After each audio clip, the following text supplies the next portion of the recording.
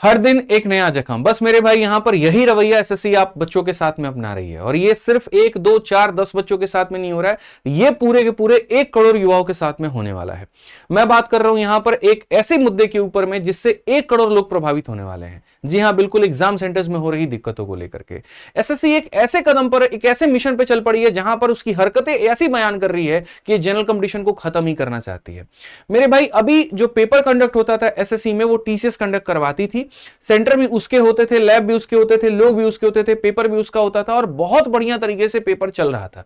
लेकिन पता नहीं इनको अंदर से क्या चुल मचती है, या ईगो इश्यू आता है, या क्या आता है कि यहां पर वो वेंडर सारा उठा करके दे देते हैं और एडिक्विटी को दे देते हैं। अब ये सेटिंग मान लीजिए, जुगाड़ मान लीजिए, या उनके ऊपर बहुत ज्यादा ट्रस्ट मान लीजिए कि नहीं नहीं टीसीएस से बेहतर एडिक्विटी हो चुकी है। अब ये कितना बेहतर है मैं आपको मेरे भाई यहां पर सारी चीजें दिखाऊंगा, ठीक है।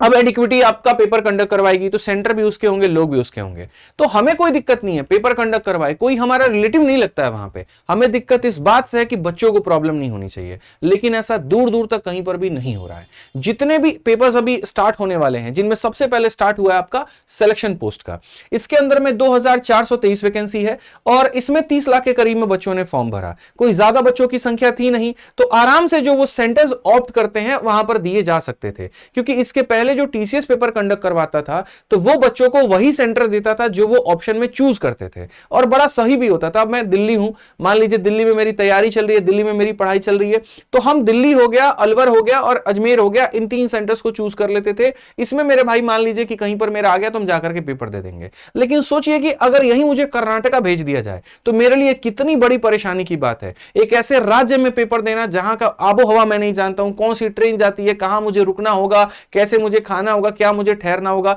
चलो लड़के थोड़ा एडजस्ट भी कर ले, लेकिन लड़कियों के लिए कितना ज्यादा भारी पड़ जाता है। बट इससे हमारे एडिक्विटी जो कि नया वेंडर है उसको कोई मतलब है ही नहीं, इससे उसको कोई फर्क नहीं पड़ता है। उसकी हरकतें ऐसी हैं कि लग रहा है कि ये कंपटीशन को धीरे धीरे खत्म करेगा। 30 लाख लोगों ने जो ये फॉर्म भरा, इनके में भी सेंटर ऐसे 400-400 500-500 किलोमीटर दूर दे दिए गए, जो बच्चों के एक्सपेक्टेशन के बियॉन्ड था। बिल्कुल मेरे भाई यहां पर एकदम बियॉन्ड था। अब बोलोगे कि सर एसएससी इसमें तो अपना बचाव कर लेगी, वो बोलेगी अरे हम तो अपना वही काम कर रहे हैं जो हमने तुम्हें कहा है। मेरे भाई एक ही फॉर्म के अंदर में 2 तरह की बातें एसएससी बोलती है, जरा देखिए। मैंने उनका फॉर्म का यहां पर आपके सामने स्क्रीनशॉट रखा है। एक तरफ में यहां पर यह कहती है कि कैंडिडेट को हम 3 सेंटर चूज करने का मौका देते हैं, ऑप्शन देते हैं कि अगर मानो पहला नहीं मिला तो दूसरा मिल जाएगा, दूसरा नहीं मिला तो तीसरा मिल जाएगा। इतना लंबा पैराग्राफ लिखने के बाद में लास्ट में कुछ छोटा लाइन यह भी लिख देती है कि कुछ सेंटर को हम चाहें तो ऐड कर सकते हैं, कुछ सेंटर को चाहें तो हम डिलीट कर सकते हैं, या हम यह भी कर सकते हैं कि आपने जहां भरा हम वहां पेपर ना देकर के दूसरा दे दे। तो जब तुम ये कह ही रहे हो तो मेरे भाई यहां पर ये ऑप्शन क्यों दे रहे हो? ये ऑप्शन ही नहीं देना चाहिए मेरे भाई। यहां पर आपके घर में कोई मेहमान आता है, आप उससे पूछते हैं जी बताइए चाय लेंगे, कॉफी लेंगे, कोल्ड ड्रिंक लेंगे, और बाद में आप ले जाकर के उनको लस्सी पकड़ा देते हैं, बोलते जी यही था। पूछा क्यों फिर आपने ये बताइए, जब आपकी देने की इच्छा ही नहीं थी। तो एक कितना ज्यादा बच्चा इससे परेशान हो रहा है, जरा इस बात की आप कल्पना भी कर सकते हैं। आप यहां पर राइट टू इक्वालिटी की बात करते हैं, कहां पर इक्वालिटी है मुझे यह समझा दीजिए। 2 दोस्त हैं, 2 रूममेट है, एक ही साथ तैयारी कर रहे हैं। यहां पे एक बच्चे का पेपर जहां दिल्ली में है, दिल्ली में भरता है, दिल्ली में मिल जाता है, और दूसरे को आप सीधा सीधा केरला भेज देते हैं। अब दूसरे वाले की टेंशन इस बात पे हो गई है कि हम सिलेबस को खत्म करें, हम मॉक टेस्ट के ऊपर में ध्यान दें, या फिर हम केरला की टिकट के ऊपर में ध्यान दें। केरला में जाके कहां रहेंगे, कैसे रहेंगे, कहां पर मेरा पेपर होगा, कितना दूर होगा, कैसे वहां नेटवर्क काम करेगा, सारी चीजें कितनी तरह की उसके पास में प्रॉब्लम है।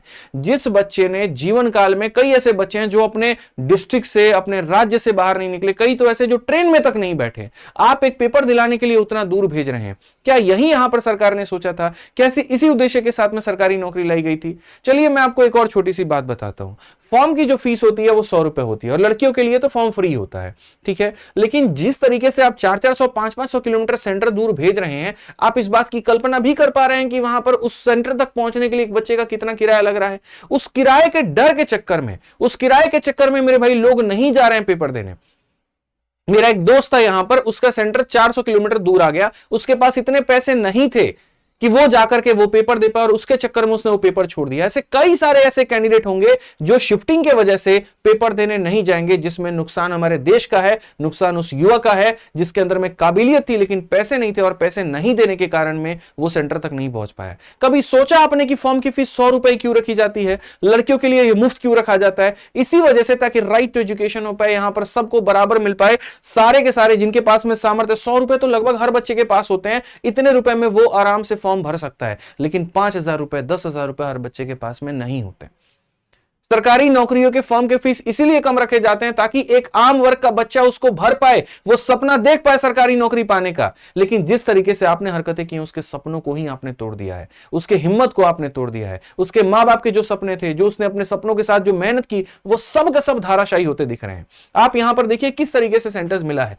ये भाई है मेरा यहां पर, ये भाई कहां का है, बंगाल का है, और इसको आपने दे दिया है मुजफ्फरपुर में। 7 दिन पहले पता चल जाता है मुजफ्फरपुर में है, और 2 दिन 3 दिन पहले पता चलता है मुजफ्फरपुर के किस शहर में है।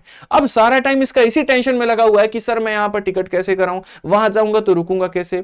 साथ में कोई भी पर्सन है तो अकेले तो नहीं जाएगा, एक आदमी को साथ में लेकर के जाएगा, तो उसका खर्चा अलग, उस इंसान का खर्चा वहां पर अलग। इससे क्या हो रहा है बताइए? क्या जीडीपी कोई बहुत ज्यादा उछाल मार रही है क्या? हम दूसरी तीसरी अर्थव्यवस्था बन जाएंगे क्या यहां पर? बड़ा जल्दी बता दीजिए अगर ऐसी हरकतें करके तो देखना है तो।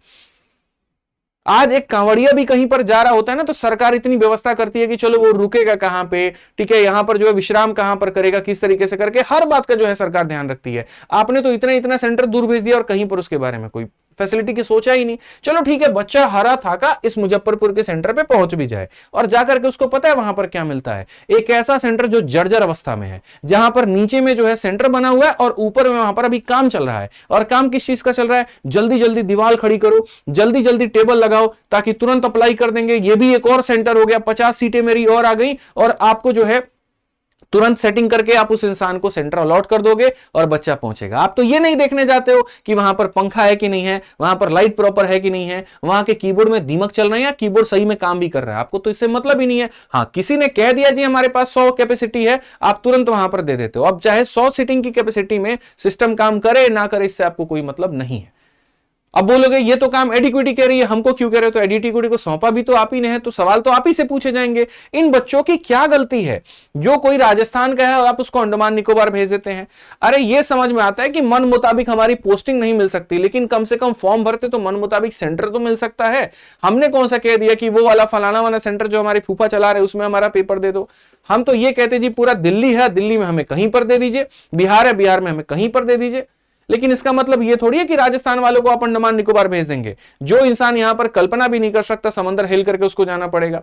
इस हिसाब से तो एक काम करिएगा, सीजल वाले को मलेशिया भेज दीजिएगा, सीएचएसएल वाले को बैंकॉक भेज दीजिएगा, और अगर ज्यादा दिक्कत हो एमटीएस वाले को तो रशिया भेज दीजिएगा। साथ के साथ बच्चे घूम भी लेंगे और पढ़ाई भी कर लेंगे और पेपर भी दे देंगे।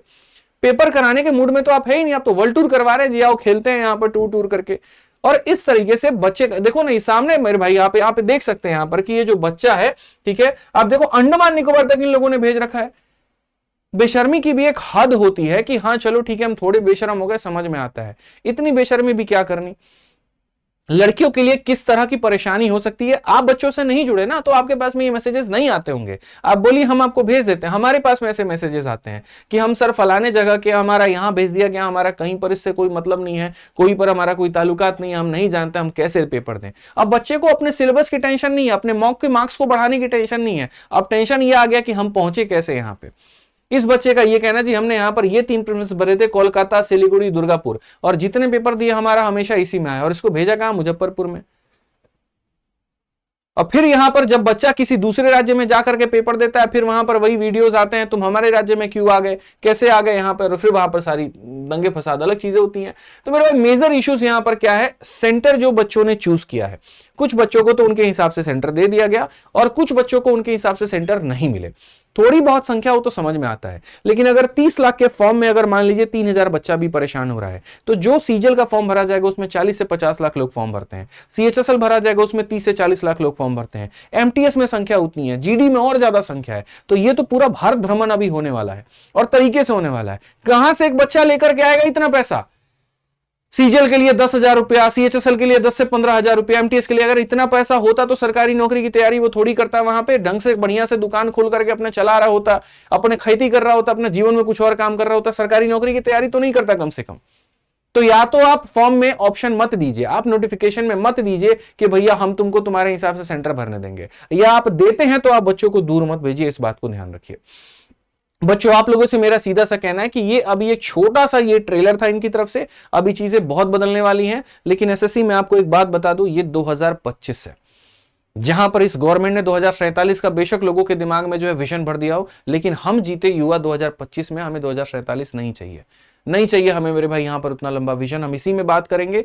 और अगर परेशानी होगी तो सीधा सा हमारा एक ही नारा होगा, एडिक्विटी हटाओ और टीसीएस लेकर के आओ।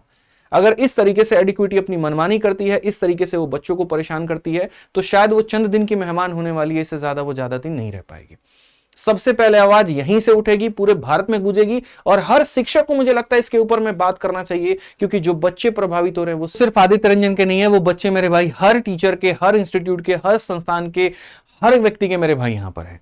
तो मैं सभी लोगों को एक बात यहां पर आग्रह देना चाहूंगा, जितने भी स्टूडेंट हैं आप भारी मात्रा में अपने ग्रीवांस को भेजिए। ये मैंने आपके यहां पर रीजन के सारे मेल आईडी एसएससी के भेज दिए हैं। जितने बच्चों का मेरे भाई दूर सेंटर आता है, आप अपने यहां पर, जैसे कोई ईस्टर्न रीजन का है, आप इस नंबर पर पूरा ये जो मेल आईडी के ऊपर में अपना ग्रीवांस भेजो और चीजें ज्यादा से ज्यादा लिखो। बहुत ऐसे बच्चे होंगे जो ये सोच रहे होंगे भाई हमें तो दिक्कत ही नहीं है, हम इसके ऊपर में क्यों बात करें। भाई जिनका सेंटर दूर आया वो ये मेल करो कि मेरा सेंटर दूर आया है, और जिनका सेंटर दूर नहीं आया वो इस बात को इसलिए मेल करो कि भाई देखिए हम जो है सीजल का फॉर्म भरेंगे, हमारा ये 3 सेंटर होगा और हमारा आप उसमें पेपर दूर नहीं देंगे। दबाव शुरू से बना रहेगा तो शायद डिपार्टमेंट को ये बात समझ में आएगी और वो ऐसा घटिया काम नहीं करेगी। क्योंकि मेरे भाई आप खुद ये बात नहीं जानते हैं कि आपका सीजल का जो आप फॉर्म भरेंगे, आप सीएचएसएल का जो फॉर्म भरेंगे, उसमें सेंटर आपका पास में दिया जाएगा कि दूर में दिया जाएगा।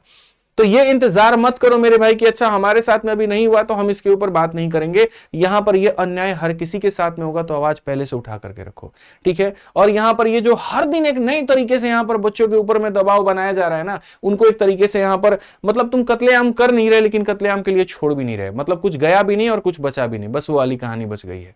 तो ये नहीं होना चाहिए, ये दूर दूर तक नहीं होना चाहिए, नहीं तो बहुत जल्द एक नारा निकलेगा और बड़ा जबरदस्त होगा और मुहिम होगी पूरे भारत में, एडिक्विटी हटाओ और टीसीएस लेकर के आओ।